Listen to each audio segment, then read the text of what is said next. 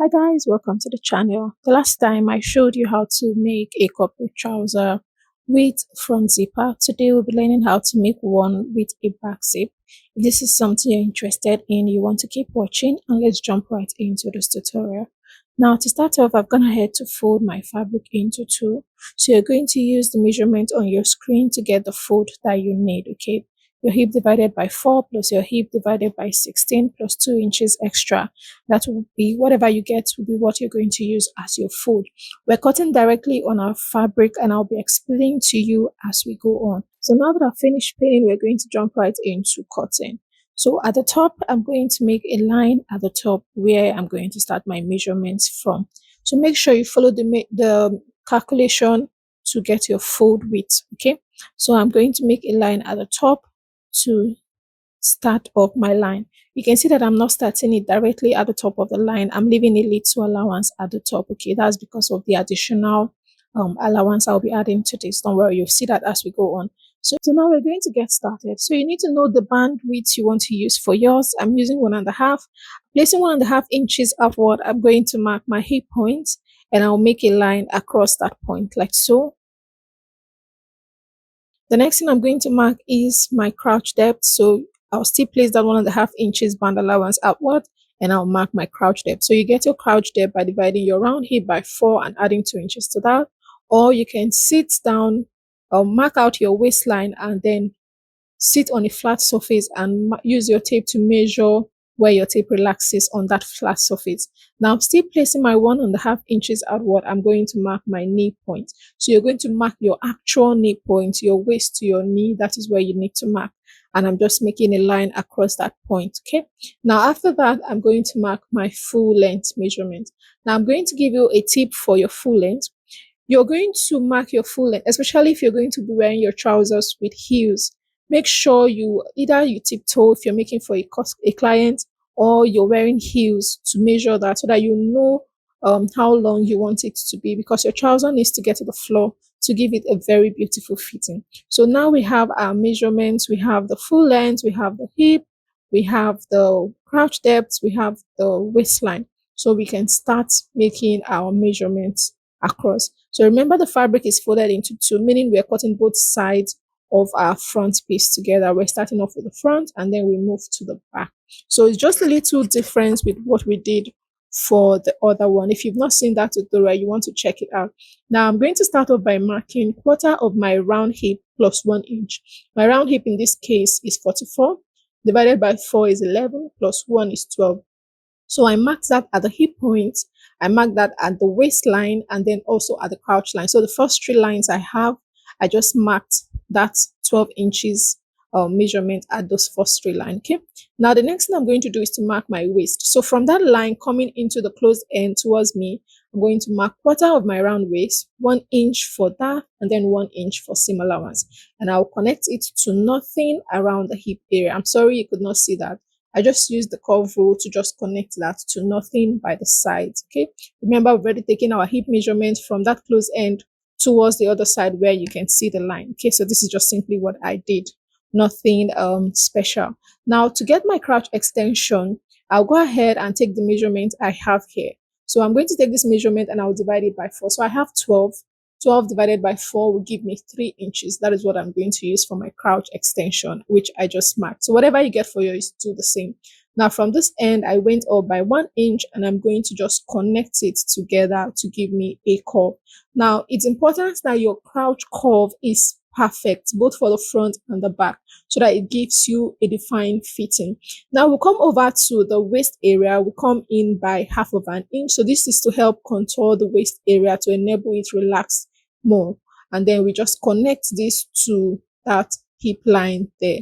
So ensure that you're not taking any allowance out of your hip measurement so that it doesn't get too tight around the hip area. So now I'm just using my curve rule to correct the lines I have there.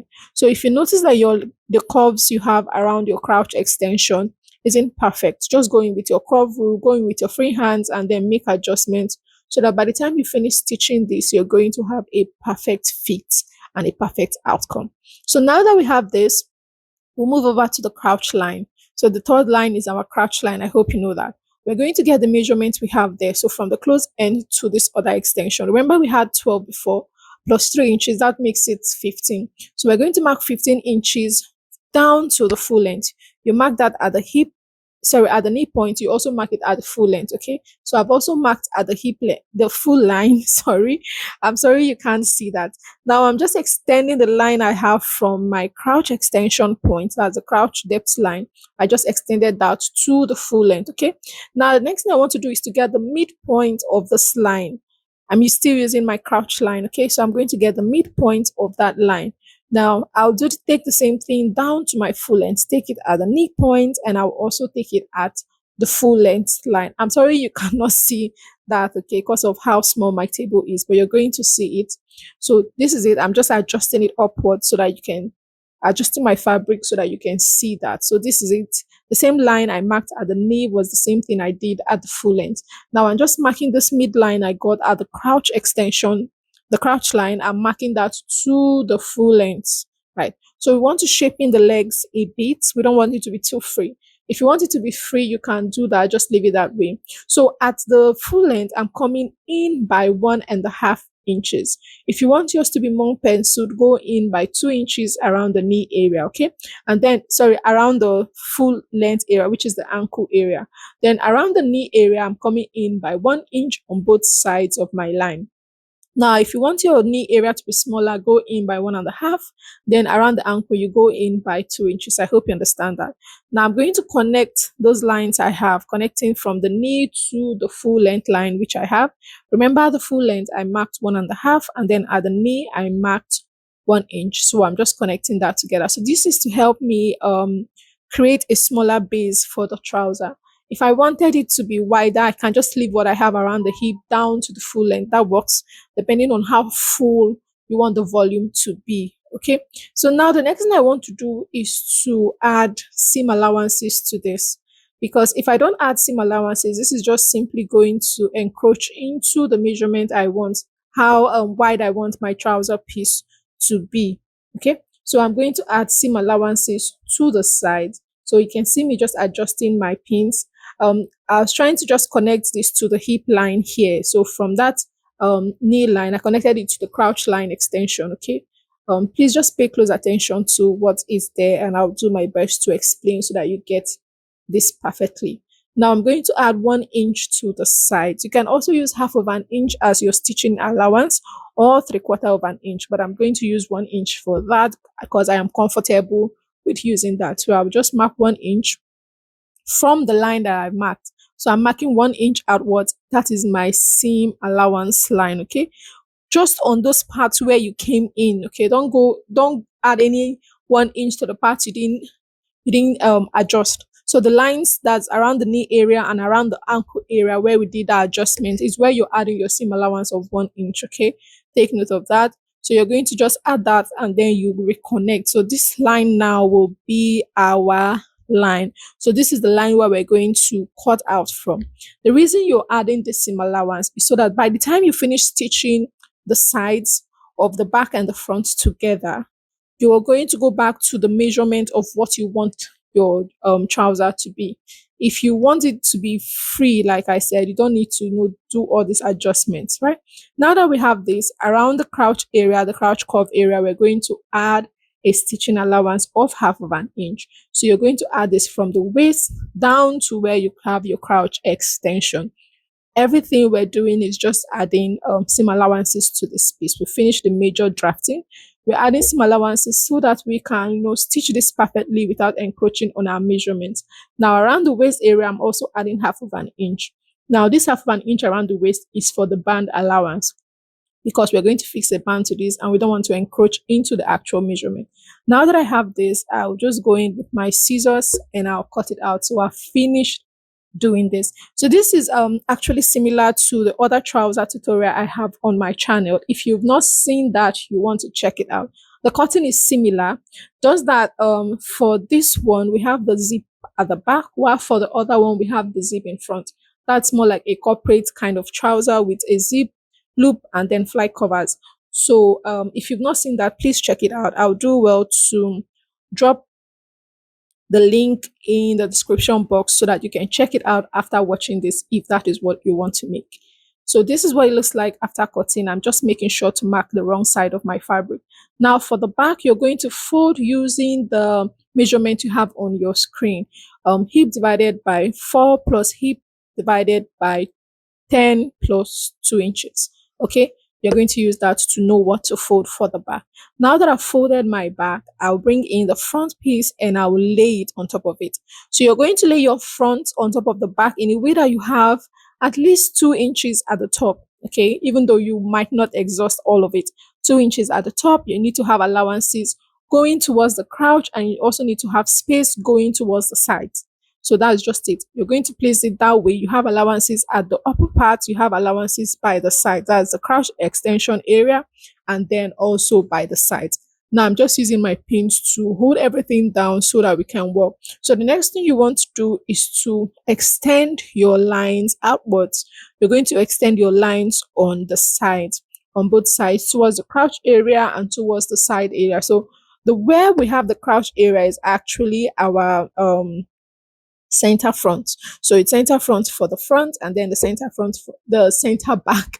Okay, so we have the center front and then we have the center back. So I'm just extending my lines. So these lines will help me to know where to place my exact measurement, so that I'm not just doing a guessing work. I'm actually understanding what I'm doing. So you do this down to your full length so that you understand the points of your line. So now that we have this around the center front of our, we are going to come in by 2 inches. So you come in by 2 inches, and then you're going to transfer that 2 inches towards this other side. That's why I said you need to have space by the side. So we come in by 2 inches and you transfer it to this other side. Now I'm going up by 1.5 inch. So if you have a small bum, go in by go up, sorry, by 1 inch. If you have a big bum, my hip is actually 44 inches. Okay, so if yours is bigger, go up by 2 inches. But if it's around mine, you can use 1.5 inches. It makes that comfortable. Now we're going to connect it to the side with a slant. If your bum is small, please go up by 1 inch so that you don't have excess fabric around the upper area. Now the reason for going up is so that when you sit, your trouser at the back isn't dragging down. Now around the sides, I'm going to add seam allowance. I'm adding 1/2 inch to the seam. That's what I'm adding just to the side. So you're going to add that to the side. I added 1/2 inch, and I'm going to blend this into the knee area. So when you mark your 1/2 inch, you blend it into the knee area. Around the hip, you add 1 inch because I actually want that hip area to be free, very free. But if you don't want it to be very free, you use 1/2 inch, okay? And then from the crouch line, just mark 1/2 inch, and then you just blend it into the knee area because we don't want excess around that point. Now we're going to move over to the center back to make adjustments. So for the extension of my crouch for the back, I'm using 2 inches. That works perfectly for me. It's not too much and it is not too small. 2 inches is good. Okay, that means at the back what we have in total is 5 inches, and then I just went up from my initial line by 1.5 inches. So this first line, remember, we went up by 1 inch. So from that line, I'm going up by 1.5 inches, and then I'm making a connection. Now let me tell you what I noticed here. Going up by 1.5 inch was a mistake. I should have done 1 inch instead, because going up by 1.5 inch gave me excess fabric at the bottom, which is not what I wanted. I had to take that off. So just go up by 1 inch instead, okay, for the back also.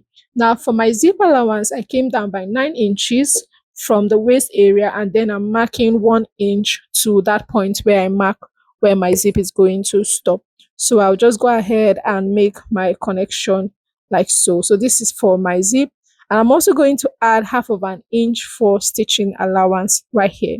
So I'll just add 1/2 inch down to that point here. So this is so that our measurement is accurate and everything blends together. Now around the sides for the inner thigh, I'm going to be adding some allowances to the inner thigh. So I'll just add 1 inch to that. I'll just add 1 inch to that. I'm not adding more than 1 inch, okay? So I'm adding 1 inch to that for the inner thigh, and then I will just take that straight to the full length of my trouser. So you're going to mark that. So you can also blend this inwards, okay, if you want to. If you don't want, I actually like my trousers being free but I don't like the legs areas to be too bogus. Okay, that's just it. So I just added 1 inch at the tie area of the back. I added it to the base, and then I'm cutting out my fabric. So this is actually quite easy. If you've seen my video on how to cut out a trouser, you get the hang of this. There's no magic happening here. The only difference is just that we're placing our zipper at the back, and then we're adding the zip, the fabric where the zip is going to sit. We're adding it to the fabric directly. That's just it. So now that we have this, next thing I want to do is to make adjustment to my waist. So at the center front of the waist, I'll come down by 1/2 inch, right? And I'll connect it towards the side. I'll just connect it to the side like so.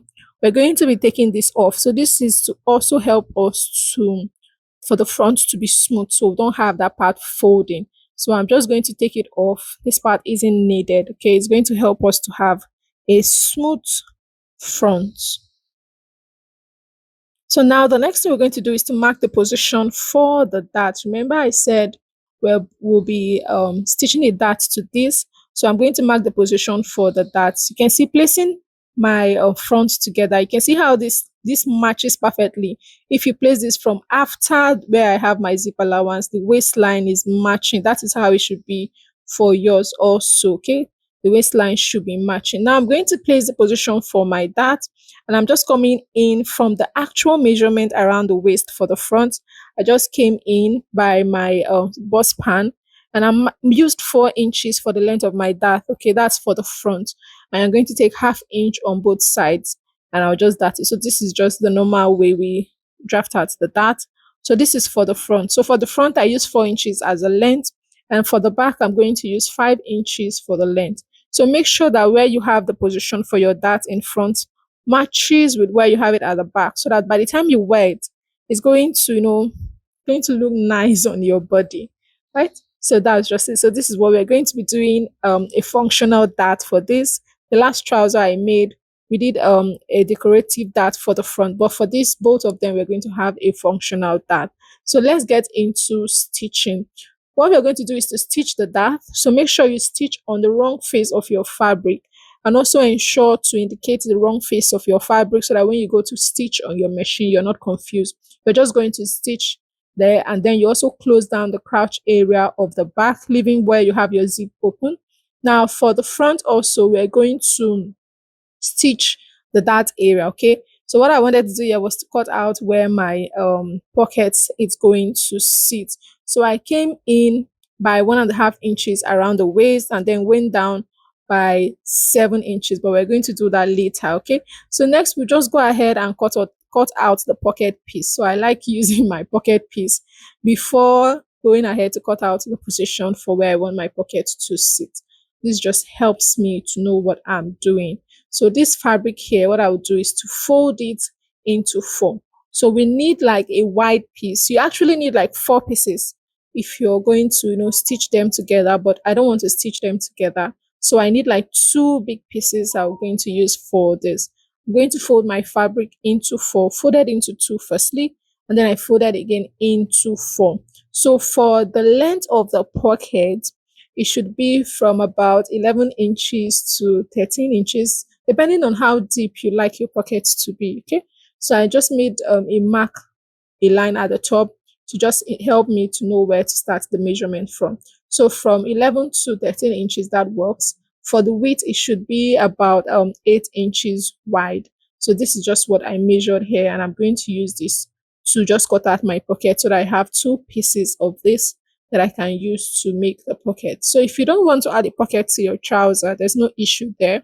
You can just leave it that way, and wait, I think I've seen a lot of trousers without that. It just depends on what you want and how you want your trouser to be at the end of the day. So I have this too now. I'm just making indications to to mark out the wrong side, and I'll go ahead to also cut out my my band. So we want to cut out a band for this. So this one I have here won't be enough.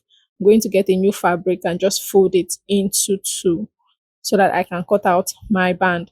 So I'll be folding my fabric into 2 by the length, and then I'm going to measure. So for the band, what you want to do is to get your round waist plus 2 inches extra.